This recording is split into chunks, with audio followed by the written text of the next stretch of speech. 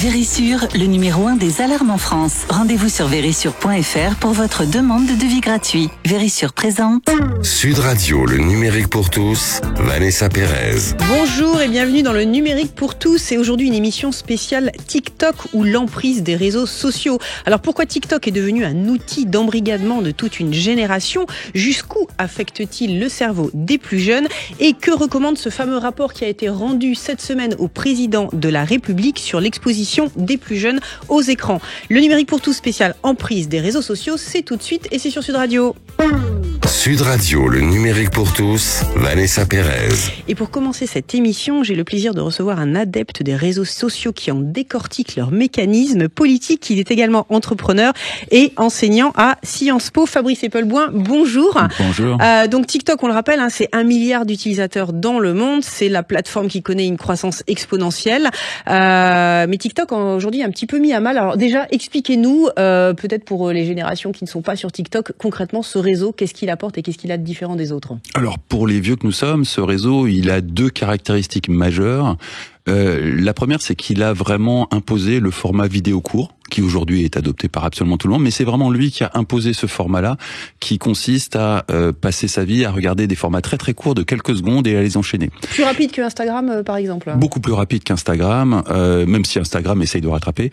Le deuxième, c'est qu'on n'a pas la moindre idée de comment il fonctionne. Autant les autres, on a une vague idée de la façon dont l'algorithme qui assemble le flux de Twitter, de Facebook, d'Instagram fonctionne. Autant TikTok, c'est un mystère, mais tout le monde reconnaît que c'est redoutablement efficace. Donc il y a un secret de fabrication qu'on ignore tous, qui nous aurait tous fascinés s'il avait été américain, mais comme il est chinois, il nous fait un peu peur. Alors c'est vrai que ça suscite beaucoup de fantasmes, ce réseau social. Expliquez-nous pourquoi culturellement, effectivement, ce réseau qui nous vient de Chine suscite... Pour une raison très très simple. Allez faire un tour sur YouTube et renseignez-vous sur les guerres de l'opium. Et vous allez comprendre que potentiellement, ça pourrait être le match retour qui est en train de se dérouler sous nos yeux. Et là, ça devient vraiment, vraiment flippant parce qu'on a toutes les raisons de croire que les réseaux sociaux, effectivement, peuvent avoir un impact absolument délétère sur les jeunes, sur les sociétés, sur la cohésion sociale, sur plein de choses, tout simplement parce qu'on l'a prouvé avec les réseaux sociaux américains. Là, c'est des Chinois et on peut raisonnablement estimer que leurs intentions sont un peu plus hostiles que les Américains. Alors récemment, la Commission européenne a craint effectivement l'utilisation de ce réseau par ses membres. Ça justifierait effectivement ce que vous évoquez, des principes d'infiltration ou d'observation de ce qui peut se dire d'un point de vue politique? Alors il y a une multitude de craintes qui se mélangent, aussi bien des craintes d'espionnage qui sont quand même un peu fantaisistes et qui seraient relativement faciles à identifier, que des craintes d'ingérence qui ne seraient pas plus étonnantes que celles qu'on a déjà observées à travers Facebook, dans l'affaire Cambridge Analytica, Twitter, dans l'affaire des Twitter Files. Donc finalement, pourquoi est-ce que les Chinois feraient différemment des Américains? Effectivement, la réponse évidente, c'est qu'ils vont faire rigoureusement la même chose et donc du coup que nous sommes réellement en danger parce que déjà que l'influence américaine n'est pas fantastique une fois qu'on a identifié et compris ce que c'est que les Twitter Files ou Cambridge Analytica. Alors l'influence chinoise, là encore je vous renvoie sur les guerres de l'opium. Renseignez-vous sur les guerres de l'opium, vous allez comprendre la terre. On va le faire, Fabrice. Alors juste en 2024, je reviens toujours sur ce réseau. TikTok devait être interdit sur les téléphones également des politiques français. Est-ce que la loi est rentrée en vigueur ou alors elle est restée lettre morte? Alors c'est pas une loi, c'était une recommandation. Je pense qu'effectivement pour la plupart d'entre eux, ils se sont abstenus de TikTok parce que là encore, l'idée que Facebook ou Twitter puissent essayer de les influencer, relever pour eux de la théorie conspi, y compris quand ça a été prouvé. Par contre, les théories conspi, quand c'est les Chinois, c'est autorisé. Donc là, pour le coup, ils y ont vraiment cru. Et là, si on compare le TikTok, on le sait tous, qu'on a en Occident et le TikTok chinois, oui. Cette différence pour vous, c'est une orientation politique ou alors pour le bien des petits Chinois, on va pas leur pousser certaines choses c'est la démonstration claire et nette qu'il y a une très nette différence entre la version chinoise de TikTok et la version occidentale et que dans la version chinoise, il y a très clairement des facteurs comme l'éducation, le patriotisme qui sont pris en compte et qui sont injectés dans la tête des petits Chinois, alors que dans la version occidentale, clairement, ça n'en fait pas partie. Et on peut alors soit avoir une version, on va dire, complotiste et dire que le TikTok occidental est fait pour abrutir les petits occidentaux, soit avoir une version tout à fait capitaliste et se dire que le TikTok chinois est fait pour faire le maximum de fric, exactement comme Facebook, avec à peu près les mêmes effets, pour être honnête. Alors Fabrice, vous nous avez avoué en fait que vous étiez un fan de TikTok Lite. Alors c'est une nouvelle version qui est sortie récemment. Expliquez là aussi à nos auditeurs qui sont pas forcément fans de ce réseau, quelle est la différence avec l'ancien TikTok et pourquoi quelque part il apporte peut-être un peu plus de maturité dans la consommation de réseaux sociaux. La différence est simple. TikTok Lite vous rémunère pour l'utilisation. C'est-à-dire que là, on est obligé de regarder en face un modèle économique qui est le même partout, mais plutôt que de garder tout l'argent qu'ils arrivent à faire pour capter votre attention, TikTok Lite vous reverse une partie de l'argent. Donc il est absolument indéniable qu'on ait le produit. Alors que pour les autres réseaux sociaux, on peut encore se détourner le regard et se masquer ça. Mais c'est la même chose.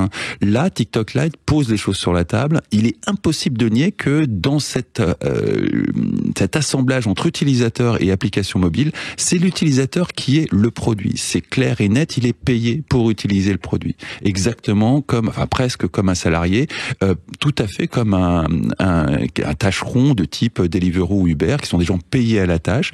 Là, on a des utilisateurs de TikTok qui sont payés à la tâche exactement comme un chauffeur Uber. Du coup, le rapport de dépendance est absolument indéniable et comme c'est le même modèle économique que tous les autres réseaux sociaux, ça nous oblige à regarder l'ensemble en face. Alors, vous qui êtes un fin observateur, on va dire, de la corrélation entre les mouvements politiques et les réseaux sociaux, est-ce que vous avez le sentiment que TikTok prend un peu la place que Facebook a eue lors du printemps arabe ou lors des Gilets jaunes, c'est-à-dire que c'est un réseau qui incite à l'insurrection? Alors, inciter à la résurrection, peut-être pas, mais toujours est-il que Facebook et Meta, d'une façon générale, surcensurent tout ce qui peut être lié à la politique. On le voit en ce moment avec la Palestine, c'est extrêmement censuré sur Facebook. Il existe 2 réseaux sociaux qui ne censurent pas massivement les sujets politiques, c'est Twitter et TikTok. Est-ce que c'est utilisé par une puissance étrangère pour faire de l'ingérence dans notre opinion ? Honnêtement, on n'a pas les preuves, on n'en sait rien. Est-ce que c'est utilisé comme plateforme politique par les jeunes ? Bien évidemment, vu que les autres ne sont pas utilisables en dehors de Twitter. Est-ce que ça sera utilisé demain pour, on va dire, un remake du printemps arabe en Occident? On va voir. Mais objectivement, entre ça et Twitter, c'est les 2 seuls réseaux qui sont réellement utilisables, avec évidemment Snapchat pour un aspect opérationnel des émeutes, mais en dehors de ça, pour la communication politique, c'est très clairement TikTok et Twitter qui auraient ma préférence. Fabrice, ça ne vous a pas échappé, un rapport a été rendu cette semaine au président de la République sur l'utilisation des écrans par les jeunes. Alors, il y a 2 choses, il y a les écrans, il y a le contenu et le contenant. Quel regard vous portez sur ce rapport ? Alors, on a un problème, là, je vais parler en tant qu'enseignant, et on a un problème, le temps d'attention n'est absolument pas le même dans les jeunes générations que dans les générations précédentes. Moi, quand j'étais en 5e, tout début du collège, j'avais des cours de maths qui duraient 2 heures. Aujourd'hui, c'est absolument impensable, un cours de maths qui dure 2 heures, et y compris en terminale, ça ne peut pas exister. Le problème, c'est que l'appareil éducatif ne s'est jamais adapté, donc effectivement, il s'est juste effondré face à cette dichotomie entre la réalité des enseignants, du travail des enseignants et la réalité des élèves. Et ces 2 mondes qui se sont séparés, c'est irrémédiable. Mais on pressent tous, on attend des études scientifiques rigoureuses, mais on pressent tous qu'effectivement les écrans, l'utilisation intensive des écrans a un rapport avec cet effondrement du temps d'attention disponible. Qu'aimeriez-vous dire aux parents, Fabrice, qui ont des enfants qui utilisent TikTok ? C'est très prétentieux de dire aux parents, parce qu'on est face à une population qui, pour une partie, se déleste lâchement de l'attention qu'ils devraient donner à leurs enfants en leur filant une PlayStation ou quelconque que ce soit. Mais on a aussi une très grande partie de la population qui n'a pas les moyens d'une babysitter, qui a 2 emplois pour arriver à survivre, qui a 5, 6, 7 enfants, et pour qui les écrans ne sont pas... il n'y a pas d'alternative. Et il n'y a aucune autre solution que les écrans, si ce n'est la rue. Et donc là, on est dans des situations absolument désespérées où les écrans remplacent ce que dans ma génération était le Terralène, qui était un somnifère qu'on administrait aux gosses sans trop se poser de questions. On est dans cette logique d'impossibilité d'éduquer, faute de moyens, faute de temps et de délégation aux écrans pour occuper le temps de cerveau disponible des enfants dès le plus jeune âge, de façon à ce que on puisse nous-mêmes avoir du temps, généralement pour travailler, souvent aussi pour soi-même s'adonner aux écrans. Et c'est vrai que c'est un problème de société global. Les Chinois l'ont résolu en limitant le temps des écrans de façon totalement arbitraire et très paternaliste. Nous, on n'est pas encore arrivé là, on n'y arrivera sans doute pas, mais on a ce problème de société massif qui est totalement lié à l'éducation, et on est, en tant que société, absolument incapable de prescrire quoi que ce soit en termes d'éducation, vu que notre système d'éducation nationale a fait faillite. Merci beaucoup Fabrice Eppelboin. Restez avec nous, on marque une courte pause et l'on se retrouve dans quelques instants pour découvrir le niveau d'emprise que ces réseaux sociaux peuvent avoir sur nos cerveaux. Le numérique pour tous, ça continue dans quelques instants et c'est sur Sud Radio. Vérissure, le numéro 1 des alarmes en France. Rendez-vous sur vérissure.fr pour votre demande de devis gratuit. Vérissure présente. Sud Radio, le numérique pour tous, Vanessa Pérez. Continuer cette émission spéciale emprise des réseaux sociaux, j'ai le plaisir de recevoir un écrivain et philosophe. Il est l'auteur d'ouvrages académiques et littéraires, en particulier Un Cibot bleu, paru aux éditions Belfond, où le héros tente de retrouver à tout prix un contact avec la nature après l'enfermement numérique de la crise du Covid. Donc ça nous rappelle à tous quelque chose. Et il travaille par ailleurs depuis quelques années à des questions de régulation numérique avec un think tank qui s'appelle #le plus important. Et il est également l'auteur ou le co-auteur du livre Pour une nouvelle culture de l'attention, paru chez Odile Jacob. Voilà, c'est fait. Florent Forestier, bonjour, on est ravis de vous accueillir aujourd'hui en plateau. Alors vous, Florent, vous aimez bien dire que TikTok, Facebook et Twitter, donc tous les réseaux dans le même sac, sont un peu comme des casinos, on n'en sort jamais gagnant. Pourquoi cette métaphore ? Il y a beaucoup de points communs. Un casino, c'est un immense bâtiment avec un éclairage et une architecture un peu bizarre qui est faite pour que vous vous égariez et que vous perdiez un peu la notion du temps, pour que vous soyez dans une situation de torpeur, parce que plus vous y restez, plus vous avez des chances de dépenser de l'argent. Alors soit en rencontrant une machine à sous, les machines à sous, les jeux, elles sont là aussi pour vous maintenir, il y a des mécanismes, vous gagnez parfois, vous gagnez pas toujours, vous êtes curieux, mais il y a plein d'autres occasions de perdre votre argent dans un casino. Je me rappelle très bien quand j'étais dans les casinos de Las Vegas, j'ai pas joué, mais je me suis fait avoir en me faisant refiler un tour d'hélicoptère à 300 € au-dessus de Las Vegas. Les réseaux sociaux, ça fonctionne un petit peu pareil, sauf que vous rendez pas forcément compte que vous y entrez, vous rendez pas forcément compte que vous êtes dedans, et en plus, vous n'avez pas forcément besoin d'aller dans un casino pour socialiser, pour rencontrer des amis, alors que les réseaux sociaux, de plus en plus. Donc c'est des casinos invisibles, presque nécessaire pour rencontrer les gens. Alors Fabrice parlait effectivement de ces formats courts sur notamment TikTok. Est-ce que vous avez l'impression que ça conditionne un peu notre conception et notre rapport à l'autre ? Est-ce que ça nous fait nous impatienter ? Est-ce qu'on a envie de choses plus rapides, plus éphémères ? Est-ce qu'il y a un impact, vous qui avez écrit justement un livre sur l'impact des réseaux sociaux sur notre cerveau ? Ah mais complètement, et TikTok en particulier. Alors c'est des circuits de récompense rapide, c'est-à-dire ça vous nourrit très rapidement, ça provoque un shot. Donc vous êtes là. Vous attendez le nouveau shot, vous êtes un peu sous perfusion. Au bout du compte, vous avez l'habitude que votre esprit soit nourri rapidement, donc vous savez rien faire d'autre et vous êtes coincé. Et en même temps, ça vous satisfait pas. En même temps, vous avez plus la patience et même la capacité de concentration pour nourrir un peu des pensées plus sophistiquées. Vous êtes coincé, heureux sur le moment, vous jubilez sur le moment et malheureux après coup parce que vous vous rendez compte que vous n'avez pas forcément fait ce que vous aviez envie de faire. Florian, moi ce qui me surprend toujours quand je suis sur un réseau social, c'est cette alternance d'images dramatiques, des guerres, des épidémies, et puis après des recettes de cuisine, peut-être des petits chatons, des choses comme ça. Est-ce que ça a un impact sur le cerveau des plus jeunes de tout mettre au même niveau ? Oui, parce que ce qui compte, c'est pas le sujet, c'est la manière dont il s'affiche. C'est que ça vous surprend, c'est que ça vous fait plaisir sur le moment, c'est que vous êtes content de voir une image qui s'affiche, et plus vous y restez, plus vous êtes content qu'il y en ait une autre qui arrive. Donc, au bout d'un moment, vous avez un rapport qui est un rapport ludique, un rapport un peu d'excitation, mais qui est plus forcément lié au sujet réel. Mais tous ces réseaux sociaux, alors pour vous, ils ont conscience, effectivement, ils ont eu conscience de cette mécanique intellectuelle et de la façon dont fonctionne notre cerveau. Et en fait, leur modèle économique est fondé là-dessus. Il y a des neurologues qui travaillent justement à nous rendre dépendants. Alors, le but de tous les réseaux sociaux, c'est que vous y restiez. Donc, c'est de vous capturer et que vous y restiez et que vous interagissiez avec eux. Parce que plus vous cliquez, plus vous faites des trucs, plus vous leur donnez des données, plus vous rendez le réseau actif, plus vous rendez le réseau actif sur les autres. Donc, évidemment, ils ont envie que vous y restiez. Ensuite, ils ont essayé un peu empiriquement, petit à petit. Ils voyaient qu'il y avait des techniques qui marchaient. Ils avaient des neurologues, mais tout n'était pas non plus complètement prémédité. C'était un peu un processus d'essai-erreur. Ils voyaient que certaines choses marchaient bien. Finalement, c'est plutôt une forme d'efficacité un peu inconsciente et irresponsable que de la préméditation pure et dure. Le but de ces réseaux, c'est de faire de l'argent avant tout.